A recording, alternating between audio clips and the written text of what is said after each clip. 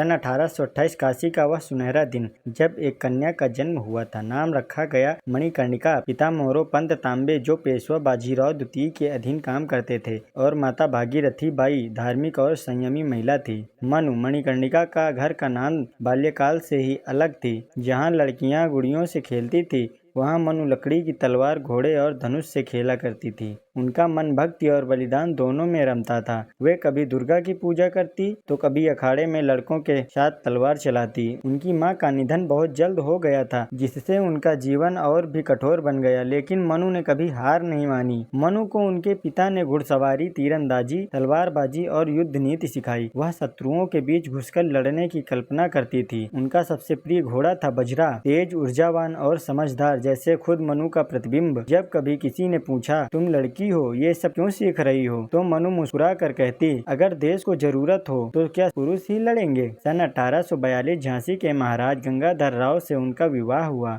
वह अब रानी लक्ष्मीबाई बन गई। झांसी की रानी बनना उनके लिए सत्ता नहीं, जिम्मेदारी थी। उन्होंने जनता के बीच रहना, दरबार के कार्य देखना और महिला कल्याण कार्यों में भाग लेना शुरू किया। लेकिन नियति को कुछ और मंजूर था। उनका पुत्र जन्म के कुछ दिनों में ही चल बसा। राजा ने एक पुत्र दामोदर राव को गोद लिया, लेकिन शॉर्टली देयर आफ्टर राजा गंगाधर राव की भी मृत्यु हो गई। अब अंग्रेजों की नजर झांसी पर थी। अंग्रेजों की डॉक्ट्रिन लाइन ऑफ लैब के तहत झांसी को हड़पने की साजिश रची गई। कहा गया कि दत्तक पुत्र को उत्तराधिकारी नहीं माना जाएगा। रानी ने अंग्रेज अधिकारी डलहौजी को पत्र लिखा, दामोदर मेरा पुत्र है, झांसी उसका जन्म सिद्ध अधिकार है। लेकिन अंग्रेजों ने अनसुनी कर दी। यहाँ से रानी लक्ष्मीबाई राजनीति से क्रांति की ओर बढ़ी। उन्होंने सेना को संगठित किया, किले को मजबूत किया और युद्ध की रणनीति बनानी शुरू की। और फिर वह ऐतिहासिक वाक्य कहा, मैं अपनी झांसी नहीं दूंगी। 1857 में जब मेरठ से विद्रोह की चिंगारी उठी, झांसी उसमें अग्नि बन गई। रानी ने सेना तैयार की, जिसमें महिला योद्धाएं भी थी, झलकारी बाई, सुंदर, कुंदन आदि। अंग्रेजी सेना ने झांसी पर हमला किया। रानी ने अपने पुत्र दामोदर राव को पीठ पर बांधा और घोड़े पर चढ़कर रणभूमि में उतर गई। एक माँ की ममता और एक योद्धा की निडरता दोनों एक साथ दिखी उस घोड़े पर सवार लक्ष्मीबाई में। रानी ने कई दिनों तक झांसी का किला संभाले रखा। जब अंततः दीवारें टूटी और स्थिति असंभव हो गई, तब रानी ने झांसी छोड़ी और कालपी पहुंची। वहां उन्होंने तात्या टोपे, नाना साहेब, राव साहेब जैसे क्रांतिकारियों से मिलकर एक नई योजना बनाई। रानी ने कहा, जब तक मैं जिंदा हूँ भारत गुलाम नहीं बन सकता। उन्होंने ग्वालियर पर हमला किया और उसे जीत लिया। 18 जून 1858 कोटा की सराय ग्वालियर के पास रानी ने अंग्रेजों से आखिरी बार भिड़ंत ली। जब उनके घोड़े को गोली लगी तब वह घायल हो गई। रानी ने एक मंदिर के पास आखिरी सांस ली। उनकी अंतिम इच्छा थी, मेरा शरीर अंग्रेजों के हाथ न लगे। उनके सिपाहियों ने उनका अंतिम संस्कार वहीं किया। ब्रिटिश जनरल ह्यू रोज ने लिखा, रानी लक्ष्मीबाई एक साधारण महिला थी। उन्होंने अकेले पूरे ब्रिटिश राज्य को चुनौती दी। वह भारत की पहली महिला योद्धा थी जिन्होंने बंदूकों और तोपों के बीच स्वयं युद्ध किया। उन्होंने महिलाओं को सिर्फ गृह कार्य से नहीं बल्कि राष्ट्र की सेवा में खड़ा किया। उनका बलिदान आने वाली पीढ़ियों के लिए प्रेरणा बनेगा। रानी लक्ष्मीबाई की कहानी सिर्फ इतिहास नहीं है, वह एक चेतना है जो हमें बताती है कि एक अकेली स्त्री भी यदि संकल्प दृढ़ हो तो साम्राज्य की नींव हिला सकती है।